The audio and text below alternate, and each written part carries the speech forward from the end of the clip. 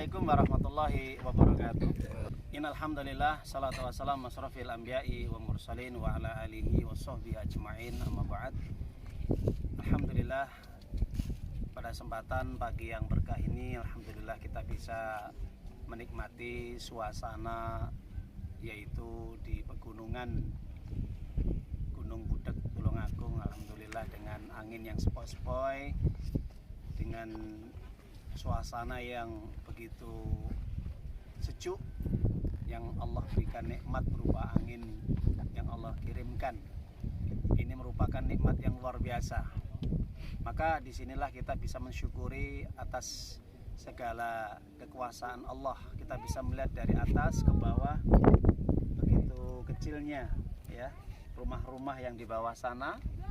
Dan alhamdulillah kita bisa menikmati suasana pemandangan yang indah. Di sebelah juga ada bukit-bukit. Masya Allah, juga kita bisa melihat awan yang begitu indahnya. Dan juga sebelah kita juga ada nih monyet-monyet ini ya, kera-kera ini yang berloncatan. Ini semua merupakan ciptaan Allah dan tanda-tanda kebesaran yang Allah tunjukkan kepada kita. Maka kita sebagai hamba Allah tentunya harus bersyukur atas segala ciptaan yang Allah tunjukkan kepada kita. Semakin bertambahnya rasa syukur kita kepada Allah, semakin bertambahnya iman kita, dan semakin bertambahnya amal ibadah kita kepada Allah Subhanahu wa Ta'ala. Maka kalau kita merenungi ayat-ayat Allah Subhanahu wa Ta'ala, terutama di dalam surat Al-Baqarah, surat yang kedua 164, Allah Subhanahu wa Ta'ala berfirman di dalam ayat ini, A'udzubillahi minasyaitonirrajim, Inna fi khalqis samawati wal ardi wa ikhtilafil laili wan nahar wal fulkil lati tajri fil bahri bima yanfa'un nasa wa ma anzalallahu minas samai mim ma'in fa ahya bil arda ba'da mautiha wa batha fiha min kulli dabbah wa tasrifir riyahi was sahabil musakhkhari bainas samai wal ardi la ayatil liqaumin yaqilun. Di dalam ayat ini Allah menjelaskan bagaimana di antara kebesaran tanda-tanda kekuasaan yang Allah ciptakan, yang dimana Allah menciptakan langit dan bumi yang begitu luasnya langit, Masya Allah, yang begitu besarnya bumi, Masya Allah, yang dimana ini Allah mengatur dari kedua makhluknya Allah, langit dan bumi ini, tanpa ada bantuan makhluk apapun. Itu Allah sendiri yang mengaturnya. Allah yang menciptakan, Allah yang mengatur, Allah yang memeliharanya. Dan semua apapun makhluk yang ada di dalamnya, makhluk-makhluk yang ada di langit dan juga makhluk-makhluk yang ada di bumi ini, Allah yang mengaturnya, tanpa ada sedikit pun campur tangan dari makhluknya, baik itu manusia, jin atau yang lainnya. Dan juga silih bergantinya siang dan malam, bertukarnya siang dan malam, datangnya siang, perginya malam, sebaliknya datangnya malam, perginya siang, dan terus seperti itu.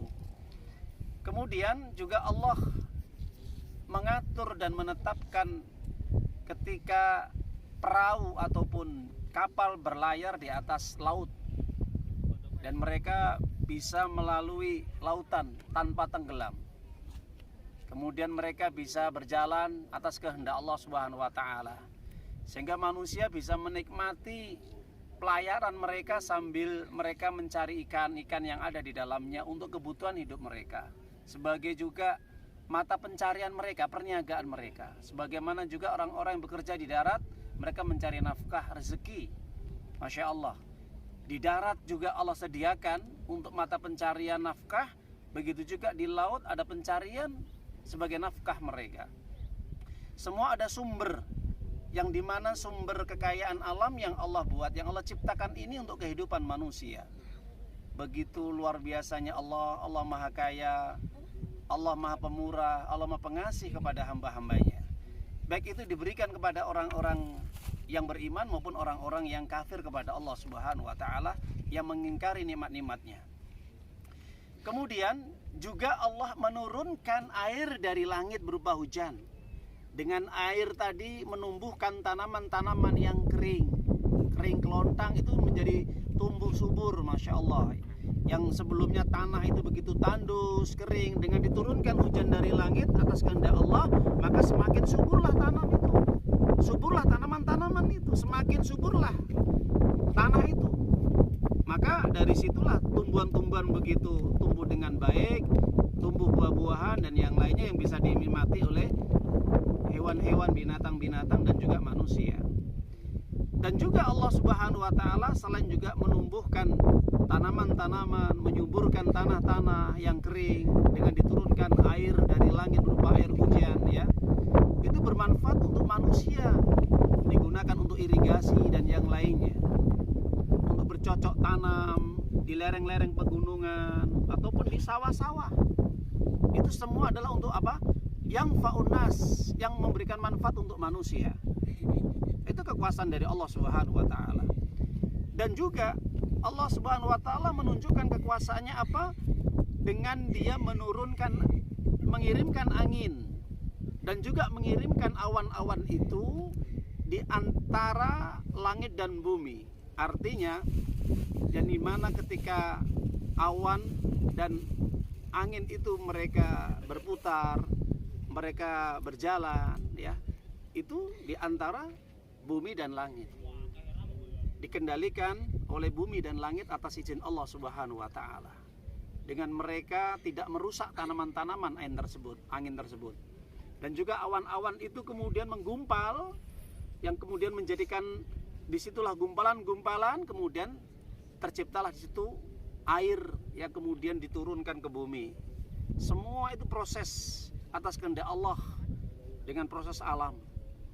Maka kalau kita perhatikan Allah menutup kalimatnya la ayati liqaumi yaqilun. Itu semua untuk siapa? Tanda-tanda kebesaran Allah, ciptaan Allah untuk bagi orang yang berpikir, orang yang berakal, orang yang menggunakan akal sehatnya, bahwa apapun ketika dia melihat kekuasaan Allah, ciptaan Allah, maka semakin dia bersyukur kepada Allah Subhanahu wa taala.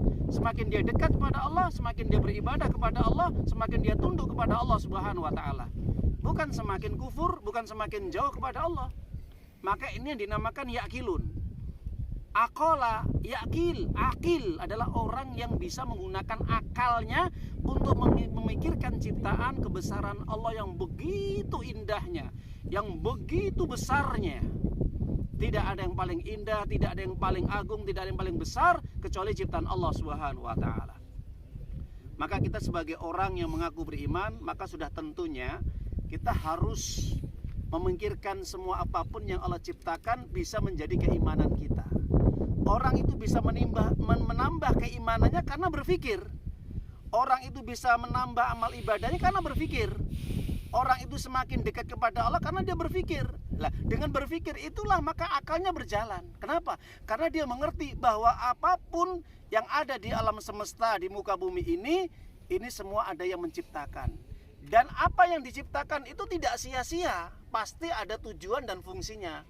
Maka bagi orang beriman, dia akan mengingat Allah baik dalam kondisi dia berdiri, dalam kondisi dia duduk, dalam kondisi dia sakit atau berbaring.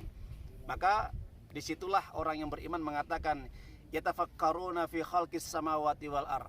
Rabbana ma khalaqta hadza batila subhanaka faqina adzabannar. Maka orang yang beriman dia berpikir bahwa ciptaan Allah ini tidak sia-sia, tidak hanya sekedar ini indah, ini bagus, hanya difoto, dipajang ya, kemudian diupload, bukan, tapi semuanya apapun yang Allah ciptakan itu akan semakin menambah keimanan dia dan semakin dia takut kepada Allah dari siksa api neraka nanti pada hari kiamat. Maka dari situlah dia berdoa kepada Allah, faqina adzabannar. Ya Allah, jauhkan kami dari siksa-Mu.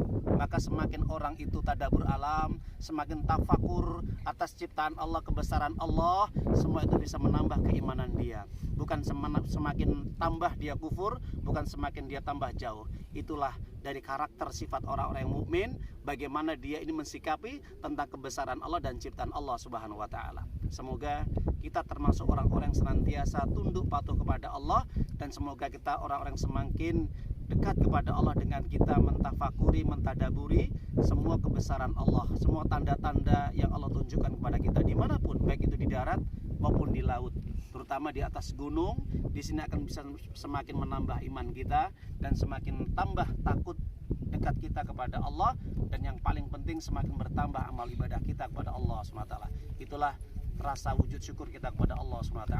Semoga bermanfaat apa yang Ana nasihatkan untuk pribadi saya dan juga kepada yang lainnya. Semoga ini bisa menjadi ibroh pelajaran bagi kita semuanya. Semoga ini bisa menjadi tambahan sekaligus ilmu kepada kita semuanya. Bila taufiq wal hidayah, akhiru da'wana. Assalamualaikum warahmatullahi wabarakatuh. Waalaikumsalam. يا أيها الذين آمنوا اتقوا الله حق تقاته ولا